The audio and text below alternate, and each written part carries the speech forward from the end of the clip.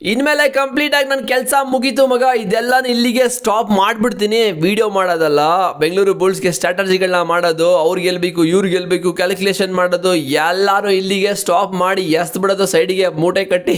ಯಾಕಂತ ಹೇಳಿದ್ರೆ Bengaluru ಬುಲ್ಸರು top 4ನ finish ಮಾಡಾಯಿತು. ಇನ್ನು ಯಾವನಾದರೂ ಗೆಲ್ಲಿ ಯಾವನಾದರೂ ಸೋಲಿ ಮನೆಗಾದರೂ ಹೋಗಲಿ, ಇಲ್ಲ ಅಲ್ಲೇ ಕೂತ್ಕೊಳ್ಳಿ, ನಮ್ಮ ಬೆಂಗಳೂರು ಬುಲ್ಸರು ಟಾಪ್ 4ನ ಕನ್ಫರ್ಮ್ ಮಾಡ್ಕೊಂಡು ಬಿಟ್ಟಿದ್ದಾರೆ. ಇನ್ಮೇಲೆ ಏನಂತ ಹೇಳಿದ್ರೆ ಬೆಂಗಳೂರು ಬುಲ್ಸರು ಆಡೋ ಎಲ್ಲ ಮ್ಯಾಚಸ್ನು ಗೆಲ್ಸ್ಬಿಟ್ಟು ಸಪೋರ್ಟ್ ಮಾಡಿ ಬೆಂಗಳೂರಿಗೆ ಅವ್ರನ್ನ ಅಲ್ಲಿ ಕಪ್ನು ಕೂಡ ಗೆದ್ಸ್ಕೊಂಡು ನಮ್ಮ ಬೆಂಗಳೂರಿಗೆ ಕರ್ಸ್ಕೊಬಂದು ಫುಲ್ ಸೆಲೆಬ್ರೇಟ್ ಮಾಡಬೇಕಷ್ಟೇ. ಬಟ್ RCB ಥರ ಆಗಿರೋ ಥರ ಪ್ರಾಬ್ಲಮ್ ಎಲ್ಲ ಆಗದೆ ಇದ್ರೆ ಸಾಕು ಅಷ್ಟೇ.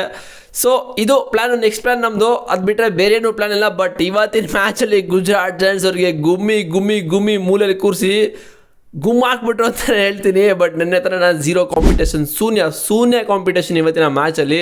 ಸೊ ಏನೂ ಮಾಡೋಕ್ಕಾಗಲ್ಲ, ಬಿಕಾಸ್ ಗುಜರಾತ್ ಜೈಂಟ್ಸ್ ಅವ್ರದ್ದು ಈ ಒಂದು season riding department, tackle department ಯಾವುದು ಕೂಡ ಚೆನ್ನಾಗೇ ಇರಲಿಲ್ಲ. ಅವರು ಏನೋ ಆಡಿದ್ರು ಪರವಾಗಿಲ್ಲ ಈ ಒಂದು ಸೀಸನ್ನು. ಅಲಿರಿಜಾ ಮಿರ್ಜಾ ಇನ್ನಂತೂ ಈ ಒಂದು ಸೀಸನ್ನು ಫುಲ್ ಫೈರ್ ಮಾಡಿದ್ದು. ಬಟ್ ಗುಜರಾತ್ ಜೈಂಟ್ಸ್ಗೆ ಮೊಹಮ್ಮದ್ ರಿಜಾ ಸದ್ಲು ಅಷ್ಟೊಂದೇನು ಒಳ್ಳೆ ಪರ್ಫಾರ್ಮ್ ಮಾಡಿಲ್ಲ. ಅವರು ಮೇನ್ ಡಿಫೆಂಡರಾಗಿ ಕರ್ಕೊಂಡಿದ್ದು, ಬಟ್ ಅವ್ರನ್ನ ಈ ಒಂದು ಮ್ಯಾಚಲ್ಲಿ ಆಡಿಸಿಲ್ಲ. ಓಕೆ, ಬಟ್ ಇವತ್ತಿನ ಮ್ಯಾಚಲ್ಲಿ ಮಗ ಏನು ಗುರು ಪರ್ಫಾರ್ಮೆನ್ಸು. ಬೆಂಗಳೂರು ಬುಲ್ಸ್ ಅವರು ಎಲ್ಲ ಪ್ಲೇಯರ್ಸ್ ಅಂತೂ ಫುಲ್ ಫೈರ್ ಮಾಡಿರೋದು. ಆಕಾಶ್ ಇಂಡೆ ಆಫ್ಟರ್ ಎಷ್ಟೋ ಮ್ಯಾಚ್ಗಳಾದಮೇಲೆ ಸೂಪರ್ ಟೆನ್ನ ತಗೊಂಡಿದ್ದು. ಈ ಸೀಸನ್ ಅವ್ರದ್ದು 2ನೇ 3ನೇ ಸೂಪರ್ ಟೆನ್ ಅನ್ಸುತ್ತೆ ಅಷ್ಟೇ. 11 ಪಾಯಿಂಟ್ನ ತಗೊಂಡ್ರು. ಅಲಿರಿಜಾ ಮಿರ್ಜಾ ಏನು ಬಿಡುಗರು ಎವ್ರಿ ಮ್ಯಾಚ್ ಪರ್ಫಾರ್ಮ್ ಮಾಡ್ತಾ ಇದ್ದಾರೆ. ಅಲಿರಿಜಾ ಏನಾದರೂ ಇನ್ನು ಆಫ್ ಟೈಮ್ ಏನೋ ಕೂತ್ಕೊಂಡು ಆಚೆ ಹೋಗ್ಬಿಟ್ಟು ಇನ್ನು ಆಫ್ ಟೈಮ್ ಇದ್ದಿದ್ರೆ ಇನ್ನೊಂದು 80 ಪಾಯಿಂಟನ್ನು ತಗೋತಾ ಇದ್ರು ಬೆಂಗಳೂರು ಬುಲ್ಸ್ ಅವರು ಅಗೇನೆಸ್ಟ್ ಗುಜರಾತ್ ಜೈಂಟ್ಸ್ ವಿರುದ್ಧ. ಅಲಿರಿಜಾ ಮಿರ್ಜಾ ಇವತ್ತಿನ ಮ್ಯಾಚಲ್ಲಿ 10 ಪಾಯಿಂಟು, ಸಂಜಯ್ ದುಲ್ 5 ಐ5 ಆಯಿತು, and Ashish Malik 5 point, Deepak Shankar 4 point, Yogesh Sija 3 point, Pankaj ಅವರು ಕೂಡ ಚಾನ್ಸ್ನ ಕೊಟ್ಟರು. ಅದೇ ಅಲಿರಿಜಾ ಮಿರ್ಜಾನ ಕೂರಿಸ್ಬಿಟ್ಟು ಅವರು ಕೂಡ 3 ಪಾಯಿಂಟ್ನ ತೊಗೊಂಡ್ರು. And Mohammad Reza Asgar 2 point, and Satyappa Matti 1 point. But Satyappa ಮಟ್ಟಿ ಮಾತಾಡಬೇಕು ಅಂತ ಹೇಳಿದ್ರೆ ಅವ್ರ ಬಗ್ಗೆ ಅವರಂತೂ ಸಖತ್ತಾಗೆ ಸಪೋರ್ಟ್ ಮಾಡಿದ್ರು. ಸಂಜಯ್ ದುಲ್ಗಿರ್ಬೋದು ಆ್ಯಂಡ್ ದೀಪಕ್ ಶಂಕರ್ಗಿರ್ಬೋದು, ಅವರು ದೀಪಕ್ ಶಂಕರ್ ಹಿಡಿತಾ ಇದ್ರು ಆ್ಯಂಡ್ ಸಂಜಯ್ ದುಲ್ ಹಿಡಿತಾ ಇದ್ರು. ಬಟ್ ಸಪೋರ್ಟಿಂಗ್ ಡಿಫೆಂಡರ್ ಆಗಿ ಎಲ್ಲ ಕಡೆ ಕೆಲಸ ಮಾಡ್ತಾ ಇರೋದು ಸತ್ಯಪ್ಪ ಮಟ್ಟಿ. ಬಟ್ ಅವ್ರು ಜಾಸ್ತಿ ಪಾಯಿಂಟ್ ಬರ್ತಾಯಿಲ್ಲ ಅಷ್ಟೇ, ಬಟ್ ಸಪೋರ್ಟಿಂಗ್ ಡಿಫೆಂಡರ್ ಆಗಿ ನೆಕ್ಸ್ಟ್ ಲೆವೆಲ್ ಕೆಲಸ ಅಂತೂ ಮಾಡ್ತಾ ಇದ್ದಾರೆ. ಆ್ಯಂಡ್ ಶುಭಮ್ ಬಿಟ್ಟಾಗೆ ಕೂಡ ಚಾನ್ಸ್ ಕೊಟ್ಟರು, ಅವರೇನೋ ಅಷ್ಟೊಂದು ಇಂಪ್ಯಾಕ್ಟ್ ಮಾಡಿಲ್ಲ. ಓಕೆ, ಬಟ್ ನಮ್ಮ ಬೆಂಗಳೂರು ಬುಲ್ಸ್ ಅವರು ಫುಲ್ ಡಾಮಿನೇಟು. ಎವ್ರಿ 10 ಮಿನಿಟ್ಸಲ್ಲಿ ಫುಲ್ ಡಾಮಿನೇಟು.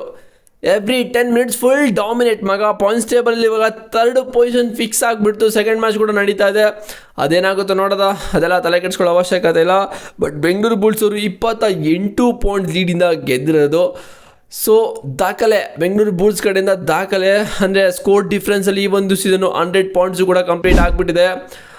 ಕಾಮೆಂಟ್ರಲ್ಲಿ ಹೇಳ್ತಾ ಇದ್ರು ಯಾವಾಗೋ 2017 ಯಾವಾಗೋ ಈ ಥರ ಆಗಿತ್ತಂತೆ ನಮ್ಮ ಬೆಂಗಳೂರು ಬುಲ್ಸ್ ಅವ್ರದ್ದು. ಇವಾಗ ಕೂಡ ನಮ್ಮ ಬೆಂಗಳೂರು ಬುಲ್ಸ್ ಅವ್ರದ್ದು ಆಗಿದೆ. ಫುಲ್ ದಾಖಲೆಗಳ ಮೇಲೆ ದಾಖಲೆ ಬೆಂಗಳೂರು ಬುಲ್ಸ್ ಅವ್ರದ್ದು. ಏನೋ ಅಲಿರಿಜಾ ಮಿರ್ಜಾ ಮತ್ತು ಎಲ್ಲರೂ ಸ್ಟಾರ್ಟಿಂಗ್ 7 ಆಡಿದ್ರೆ ಅದೇ ಟೀಮ್ ಇದ್ಬಿಟ್ಟಿದ್ರೆ ಇವತ್ತಿನ ಫುಲ್ ಟೈಮಲ್ಲಿ ಇನ್ನೂ ಡಮಾರ್ ಮಾಡ್ತಾಯಿದ್ರು ಗುಜರಾತ್ ಜೈಂಟ್ಸನ್ನ. ಫುಲ್ಲು ಅವ್ರಿಗೆ ಹರಿದು ಊರು ಬಾಗಿಲು ಮಾಡ್ತಾಯಿದ್ರು ಪಕ್ಕ.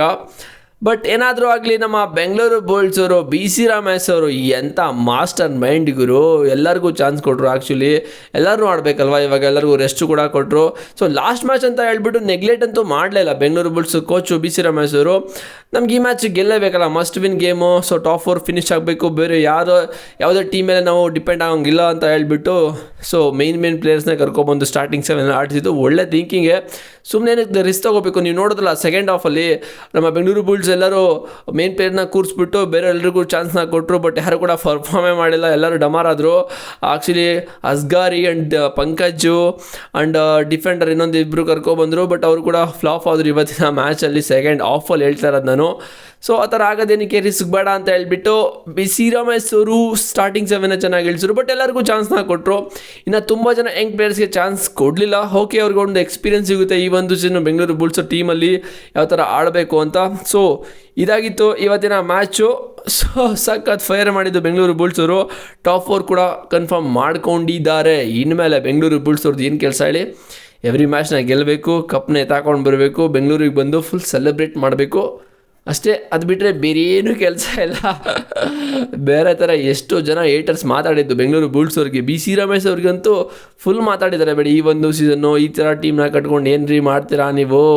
ದರ್ಶನ್ ಹೇಳ್ತಾರೆ ಡಿ ಬಾಸ್ ಏನ್ರಿ ಮೀಡಿಯಾ ಥರ ಬಿ ಸಿ ರಮೇಶ್ ಅವ್ರಿಗೆ ಏನ್ರಿ ಮಾಡ್ತಾರಾ ಈ ಥರ ಯಂಗ್ ಪ್ಲೇಯರ್ಸ್ ಇಟ್ಕೊಂಡು ಯಾರು ಕೂಡ ಸ್ಟಾರ್ ಪ್ಲೇಯರ್ಸ್ ಇಲ್ಲ, ಎಕ್ಸ್ಪೀರಿಯನ್ಸ್ ಇರೋ ಪ್ಲೇಯರ್ಸ್ ಇಲ್ಲ, ಹಂಗೆ ಹಿಂಗೆ ಎಲ್ಲನೂ ಕೂಡ ಹೇಳಿದರು. ಬಟ್ ಅದೆಲ್ಲನೂ ಕೂಡ ರಾಂಗ್ ಅಂತ ಬಿ ಸಿ ರಮೇಶ್ ಅವರು ಪ್ರೂವ್ ಮಾಡಿದ್ದಾರೆ.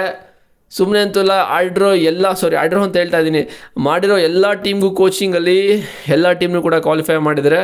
Legend coaching B C Ramesh ನಮ್ಮ ಕನ್ನಡಿಗ, ಹೆಮ್ಮೆ ಆಗಲೇಬೇಕು.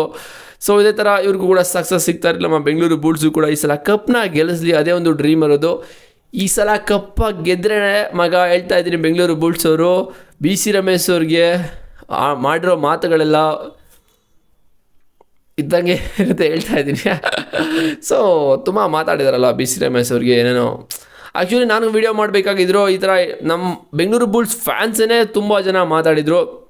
ಸೊ ಈ ಒಂದೆಲ್ಲ ಮ್ಯಾಚ್ ವರ್ಕ್ ಆಗಲ್ಲ ಬಿಡು ಮಾಮ್, ಈ ಒಂದು ಸೀಸನ್ನು ಬೆಂಗಳೂರು ಬುಲ್ಸ್ ಯಾರು ಸ್ಟಾರ್ ಪ್ಲೇಯರ್ಸ್ ಇಲ್ಲ, ಅವರಿಲ್ಲ ಇವರಿಲ್ಲ, ಈ ಒಂದು ಸೀಸನ್ ಯಾವುದೇ ಕಾರಣಕ್ಕೂ ಬೆಂಗಳೂರು ಬುಲ್ಸರು ಕ್ವಾಲಿಫೈ ಕೂಡ ಆಗಲ್ಲ, ಟಾಪ್ 8 ಕೂಡ ಫಿನಿಷ್ ಮಾಡಲ್ಲ ಅಂತಲೇ ಹೇಳ್ತಾಯಿದ್ರು. ಎಲ್ಲರೂ ಕೂಡ ಕಾಮೆಂಟ್ ಕೂಡ ಮಾಡ್ತಾಯಿದ್ರು. ನಾನು ಕೂಡ ಅದ್ರ ಬಗ್ಗೆ ಹೇಳಿದ್ದೀನಿ ತುಂಬ ವೀಡಿಯೋಗಳಲ್ಲಿ. ಆ್ಯಂಡ್ ಈ ಥರ ಎಲ್ಲ ಕಾಮೆಂಟ್ ಮಾಡ್ತಾಯಿದ್ರು. ಓಕೆ, ಇವಾಗ ಬೆಂಗಳೂರು ಬುಲ್ಸ್ ಫ್ಯಾನ್ಸ್ ಅಂತ ಹೇಳಿದ್ಮೇಲೆ ಎರಡೂ ಕೂಡ ಇರ್ತಾರೆ, negative positive. Because Bengaluru Bulls ಸ್ಟಾರ್ಟಿಂಗಲ್ಲೇ 3ಕ್ಕೆ ಹ್ಯಾಟ್ರಿಕ್ನ ಸೋತರು, ಅದಾದಮೇಲೆ ಕಮ್ಬ್ಯಾಕ್ ಮಾಡಿ ಮತ್ತೆ 4 ಟೈ ಬ್ರೇಕರಲ್ಲಿ ಹೊಗೆ ಹಾಕ್ಕೊಂಡಿದ್ದು. 3+4 7 ಮ್ಯಾಚ್ ಅಲ್ಲೇ ಹೋಗ್ಬಿಡ್ತು ನಮಗೆ. ಟೈ ಬ್ರೇಕರ್ ಏನಾದರೂ ಅಟ್ಲೀಸ್ಟ್ ನಾವು 2 ಮ್ಯಾಚ್ ಗೆದ್ದಿದ್ರೆ, 4ರಲ್ಲಿ 2 ಗೆದ್ದಿದ್ರೆ ಆ್ಯಕ್ಚುಲಿ ನಮಗೆ ಟಾಪ್ 12 ಫಿನಿಷ್ ಮಾಡೋಕ್ಕೆ ಚಾನ್ಸ್ ಇರ್ತಾ ಇತ್ತು. ಸೊ ಏನೂ ಮಾಡೋಕ್ಕಾಗಲ್ಲ, ಆಗೋದೆಲ್ಲ ಒಳ್ಳೇದಕ್ಕೆ ಅಂತ ಹೇಳ್ಬಿಟ್ಟು ಬೆಂಗಳೂರು ಬುಲ್ಸ್ ಇವಾಗ ಮುಂದೆ ಹೋಗ್ತಾ ಇದ್ದಾರೆ. ನೋಡೋದ ಇದು ಜರ್ನಿ ಎಲ್ಲಿವರೆಗೂ ಹೋಗುತ್ತೆ ಅಂತ. ಸೊ ಈ ನಾಡೋ ಎಲ್ಲ ಮ್ಯಾಚಲ್ಲೂ ಕೂಡ ಕಪ್ನ ಗೆಲ್ಲಿ ಅಂತ ನಾನು ಹಾರೈಸ್ತೀನಿ, ಶುಭ ಕೋರ್ತೀನಿ ನಮ್ಮ ಬೆಂಗಳೂರು ಬುಲ್ಸ್ ಅವ್ರಿಗೆ. ನಿಮಗೇನು ಅನ್ನಿಸ್ತು ಇಲ್ಲಿವರೆಗೂ ಬೆಂಗಳೂರು ಬುಲ್ಸ್ ಅವರು ಲೀಗ್ ಸ್ಟೇಜಲ್ಲಿ ಆಡಿರೋದ್ರಲ್ಲಿ ಏನೆಲ್ಲ ಮಿಸ್ಟೇಕ್ಸ್ ಇದೆ ಅಂತ ಕಮೆಂಟ್ ಮಾಡಿ, ಮತ್ತು ಏನೆಲ್ಲ ಇಂಪ್ರೂವ್ಮೆಂಟ್ ಮಾಡ್ಕೋಬೇಕು ಅಂತ. ಬಿಕಾಸ್ ಬೆಂಗಳೂರು ಬುಲ್ಸ್ ಅವರು ಇನ್ನೂ ಇಂಪ್ರೂವ್ಮೆಂಟ್ ಮಾಡ್ಕೋಬೇಕಾಗಿದೆ. ನಮಗೆ ರೈಟ್ ರೈಡರ್ ಇಲ್ಲ, ಓಕೆನಾ. ಆಕಾಶ್ ಶಿಂಡೆ ಪರವಾಗಿಲ್ಲ, ಆಕಾಶ್ ಶಿಂಡೆ ಈ ಒಂದು ಮ್ಯಾಚಲ್ಲಿ ಪರ್ಫಾರ್ಮ್ ಮಾಡಿದ್ರು. ಬಟ್ ಇವರು ಬೇಕಾಗಿರೋ ರೈಡರು ಇವರು. ಆ್ಯಕ್ಚುಲಿ ನಮ್ಮ ಬೆಂಗಳೂರು ಬುಲ್ಸಲ್ಲಿ ಮೇನ್ ರೈಡರಾಗಿ ಕರ್ಕೊಬಂದಿದ್ದು ಆ್ಯಂಡ್ ಎಕ್ಸ್ಪೀರಿಯನ್ಸ್ ಇರೋ ಪ್ಲೇಯರ್ ಅಂತ ಕರ್ಕೊಬಂದಿದ್ರು. ಇವ್ರನ್ನೇ ಕರ್ಕೊಂಡೋಗಿ ಮೂಲೆ ಕೂರಿಸ್ಬಿಟ್ರು ಒಂದು ಟೈಮಲ್ಲಿ Bengaluru Bulls B C Ramesh ಅವರು. ಯಾಕಂತ ಹೇಳಿದ್ರೆ ಅಲ್ರಿಜಾ ಮಿರ್ಜಾನ್ ಬಂದು ಡಾಮಿನೇಟ್ ಮಾಡ್ತಾಯಿದ್ದಾರೆ, ಆಮೇಲೆ ಆಶೀಶ್ ಮಲ್ಲಿಕ್ ಕೂಡ ಡಾಮಿನೇಟ್ ಮಾಡ್ತಾರೆ. ಏನೇನು ಬೇಕು ನಮ್ಗೆ ಗೆಲುವುತಾನೆ ಬೇಕಾಗಿರೋದು.